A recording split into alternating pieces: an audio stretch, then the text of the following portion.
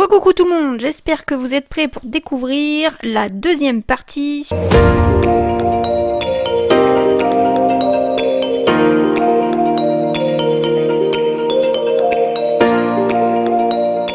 Pour ceux qui n'ont pas vu la première partie de cette vidéo, je vous invite à cliquer sur le petit en haut à droite ou sur le lien en barre d'infos. Je vais maintenant vous expliquer en détail comment colorier à sec et pour cela j'ai choisi un petit motif du livre Forest Girl. La première chose pour colorier à sec, c'est le choix du nombre de crayons. Je prends minimum 4 couleurs en plus du noir et du blanc pour chaque motif. Dans ces 4 couleurs, vous devez avoir une couleur claire, une couleur foncée et 2 couleurs intermédiaires. Mais pourquoi j'utilise 4 couleurs minimum? Eh bien, parce que c'est le nombre minimum de couleurs pour réussir à réaliser un bel effet d'ombre et de lumière ainsi qu'un beau dégradé dans mes couleurs. Et ce, pour chaque détail des motifs ou personnages que je vais mettre en couleur. Je commence toujours, mais toujours, par placer ma couleur la plus claire de mes 4 couleurs que j'ai choisies. Il ne faut jamais appuyer sur vos crayons quand vous coloriez, ayez la main légère. Ça va vous aider à pouvoir mélanger par la suite toutes vos couches de crayon sans saturer le papier et ça sera beaucoup, mais alors beaucoup plus joli.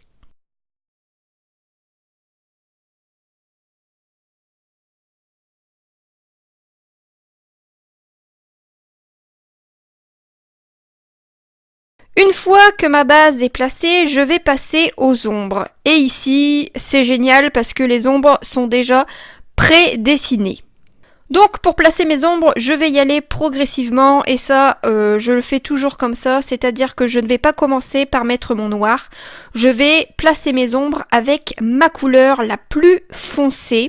Si vous n'avez pas les ombres prédessinées comme ici et que vous n'êtes pas sûr de vous, cherchez une image sur internet, Pinterest par exemple, on trouve toujours ce qu'on veut, qui se rapproche le plus possible de votre coloriage et cela vous aidera à placer vos ombres tranquillement.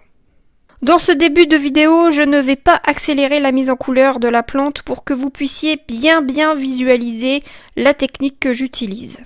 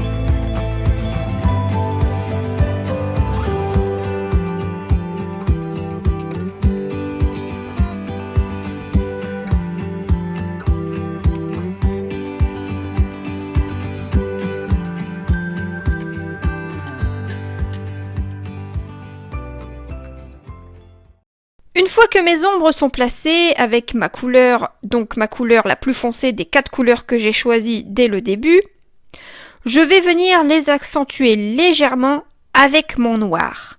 Mais je garde toujours sous le coude ma couleur la plus foncée, car une fois que mon noir sera placé, je vais venir reflouter les couleurs entre elles, ou blender si vous préférez. Je vais venir reblender les couleurs entre elles, c'est-à-dire ma couleur foncée, le noir, et je repasse ma couleur foncée sur le noir, histoire de bien flouter, d'avoir un beau dégradé et de ne pas avoir de grosses démarcations. Et que ça ait l'air bien naturel. Toujours avec la main légère, surtout n'appuyez pas sur vos crayons, c'est très important.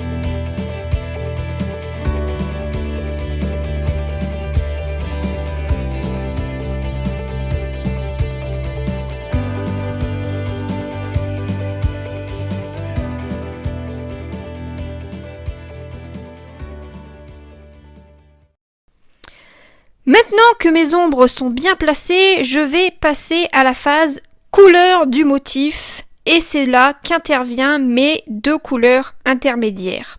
Dans vos 2 couleurs intermédiaires, vous avez obligatoirement une couleur encore claire et foncée. Vous pouvez pas avoir, même dans n'importe quelle marque de crayon, 2 couleurs totalement identiques. Vous aurez toujours 2 couleurs, une claire, une foncée. Donc dans vos 2 couleurs intermédiaires, vous avez encore une foncée et une claire. Et donc, dans ces 2 couleurs intermédiaires, je vais prendre la plus foncée et je vais venir la replacer sur les couleurs que j'ai déjà placées sur mon coloriage en débordant légèrement. On ne colorie pas toute la surface, on déborde juste légèrement et on doit laisser des zones encore blanches, encore claires. Il faut que vous veniez y mettre juste la couleur nécessaire pour la voir apparaître. Regardez bien comment je procède sur la vidéo.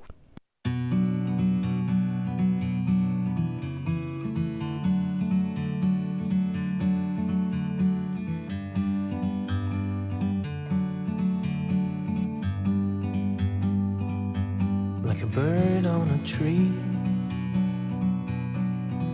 I'm just sitting here. I got time, it's clear to see. From up here, the world seems small. We can sit together. It's so beautiful, you and me. We meant to be in the great outdoors, forever free.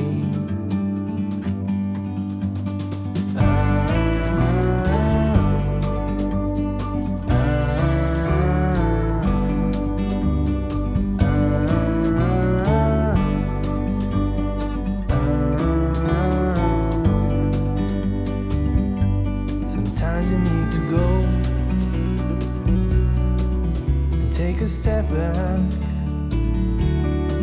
to see the truth around you.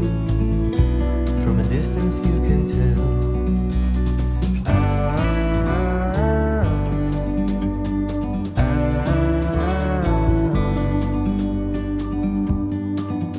You and me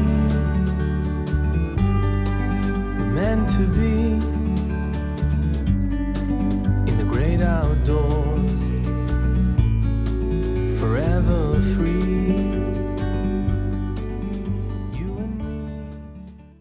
Avec la deuxième couleur intermédiaire, donc là la plus claire des deux, je recommence la même technique en fait, c'est-à-dire que je vais repasser sur les couleurs que j'ai déjà placées. Et je vais redépasser un petit peu, mais sans colorier la totalité du motif. Je laisse toujours des zones un petit peu plus claires.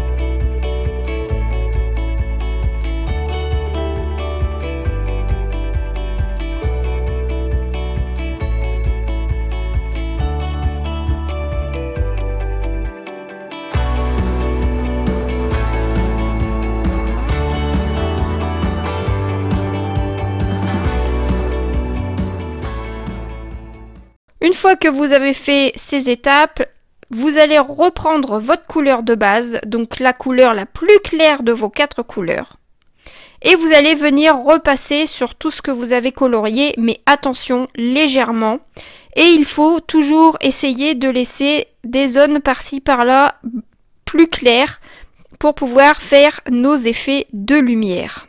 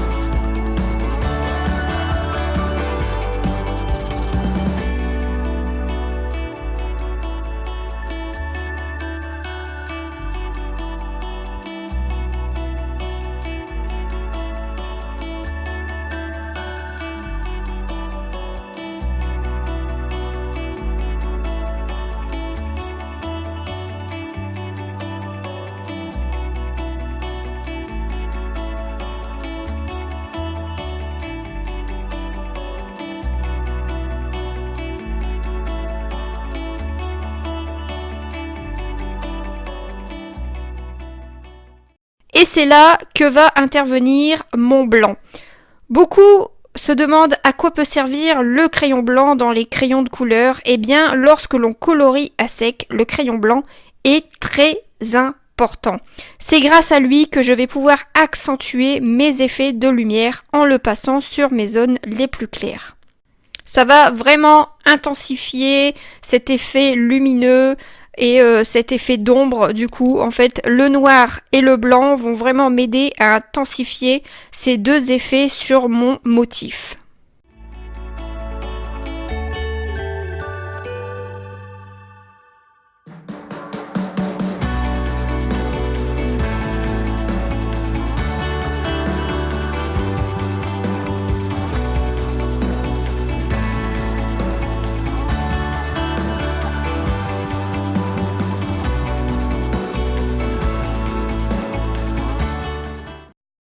Donc on récapitule les points importants pour colorier à sec. 1. Avoir minimum 4 couleurs. Une claire, une foncée et 2 couleurs intermédiaires. 2. Avoir son noir et son blanc qui sont indispensables dans le coloriage à sec. 3. Avoir toujours la main légère sur son crayon. Ce n'est pas la peine de saturer son papier et de ne plus pouvoir mélanger les couleurs entre elles. 4. Laisser des zones claires pour pouvoir intensifier nos effets de lumière.